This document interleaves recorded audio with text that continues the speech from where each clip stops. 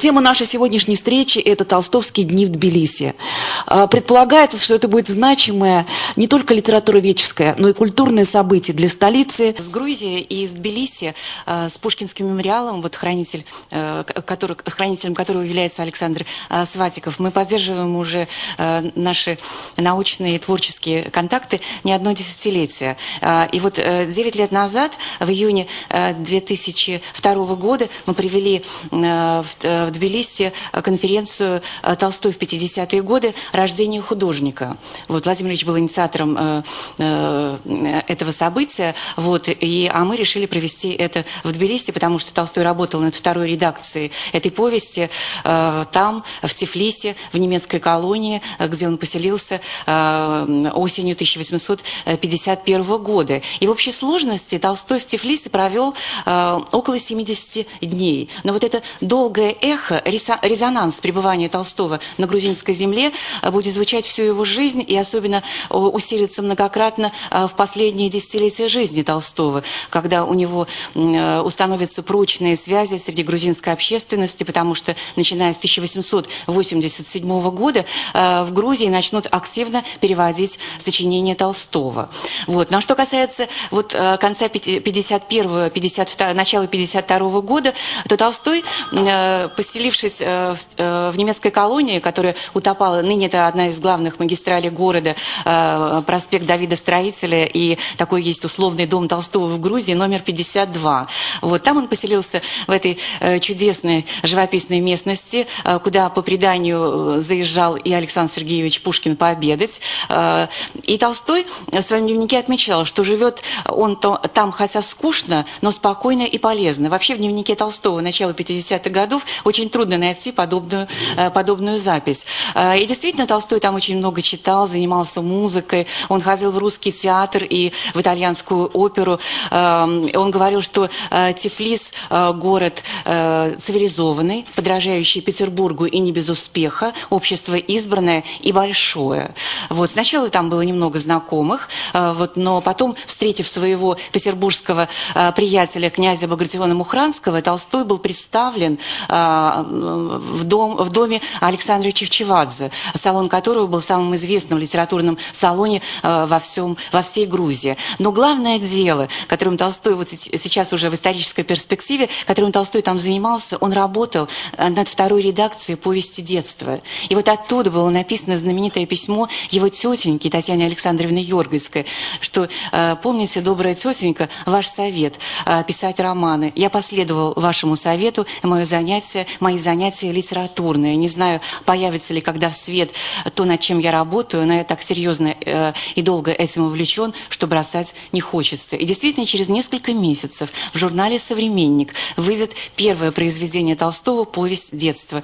Поэт Некрасов, редактор этого журнала, опубликует эту повесть в журнале «Современник». И вот этот год совершенно особенный. Во-первых, 160 лет пребывания Толстого в Тифлисе, на Кавказе, и 175 лет журналу «Современник». 175 лет Александр Сергеевич Пушкин создает этот журнал, и вот уже в Некрасовском «Современнике» появляется первое литературное произведение Толстого.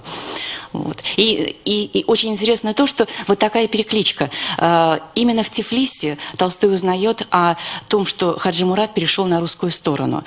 И Толстой в письме к своему брату Сергею Николаевичу пишет: ежели ты хочешь щегольнуть новостями с Кавказа, то можешь сообщить, что второй человек после Шамиля, некто Хаджи Мурат, передался русским властям.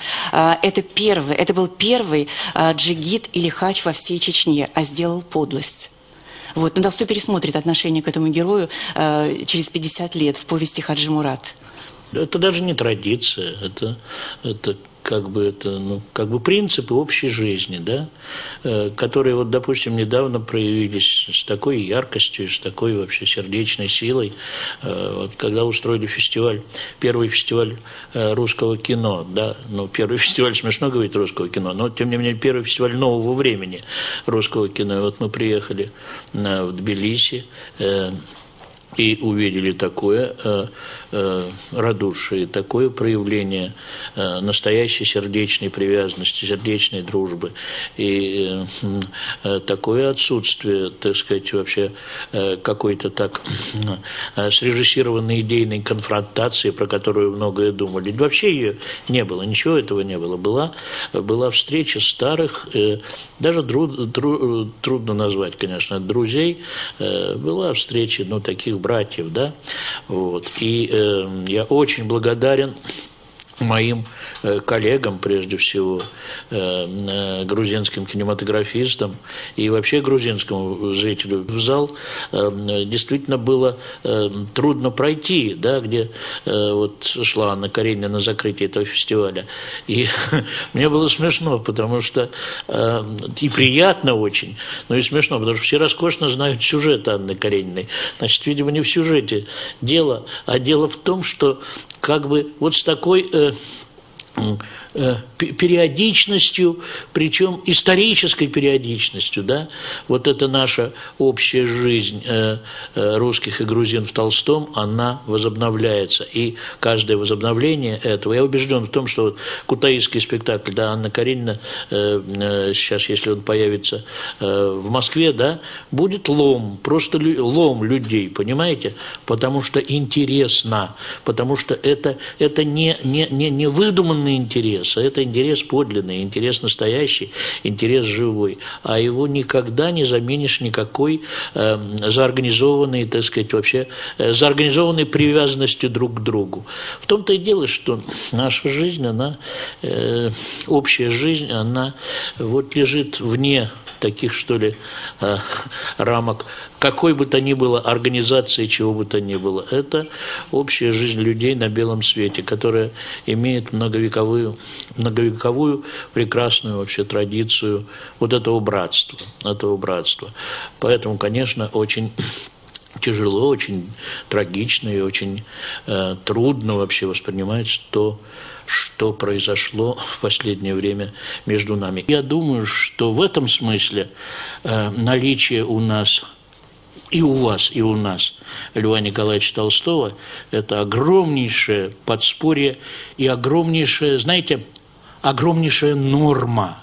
Вот это он, вот в Толстом что прекрасно, вот понимаете, при всей его, так сказать, невероятной, так сказать, сверхоригинальности, он все больше и больше становится нормой человеческого существования на белом свете. Сегодня у нас мост такой виртуальный, а я преисполнен огромным желанием как-то участвовать в строительстве живого моста между Россией и Грузией, потому что я абсолютно, как Сергей Александрович, убежден в благополучном когда-нибудь разрешении этих проблем, которые сейчас между нашими государствами сложились. Но для русских, может быть, трудно найти более близкую культуру, более близкое какое-то религиозное чувство, чем в наших братьях в Грузии. И грузинская литература всегда, для меня, мне так жаль, что мы теряем время, не имея возможности напрямую и постоянно обмениваться нашими культурными достижениями, которые, несмотря на сложность времени, в котором мы живем, есть и в России, и в Грузии. Я очень люблю Чабо Амираджиби, очень люблю Атара Челадзе. Мне очень жаль, что они не могут приехать на писательские встречи в Ясную Поляну, которые мы устраиваем в каждый сентябрь вокруг дня рождения Льва Николаевича. И трудно не согласиться, что, может быть, именно Лев Толстой та фигура, которая как нельзя лучше подходит вот, для соединения. И Толстой вообще говорил всегда о том, что самое главное – это преодолевать барьеры между людьми, барьеры которых на самом деле в реальности, может быть, и не существует, выдуманные барьеры. И, конечно, мы не могли не откликнуться на приглашение наших друзей из Тбилиси, и не воспользоваться этой возможностью, чтобы снова встретиться и говорить и о Толстом, и друг о друге. В данном случае Толстой, его творчество – это просто фундамент, некая соединительная, как бы такая твердь, на которой хочется стоять. Я не политик, я не знаю в подробностях, да, так сказать, хода политических процессов. Я знаю, что культуре помогать абсолютно не нужно ни в чем, поскольку она просто существует, и этот мощный, это не культурный контакт, это мощная, единая духовная жизнь наша, она никогда не исчезала и не девалась. Поэтому я-то убежден в том, что хватит разума у политиков просто каким-то образом понять и признать то, что от эпох остается прежде всего культура. И даже я могу сказать, что только культура, а все остальное в эпохах, так сказать, претерпевает всякие изменения, перемены, приходят новые люди, новые идеи, остается только культура. Поэтому вот то существование стабильное, настоящее, мощное существование культур наших, как общей культуры, оно просто должно дать, конечно, очень серьезный, очень правильный импульс к тому, что должно происходить в политике и во всех остальных структурах такой прагматической жизни.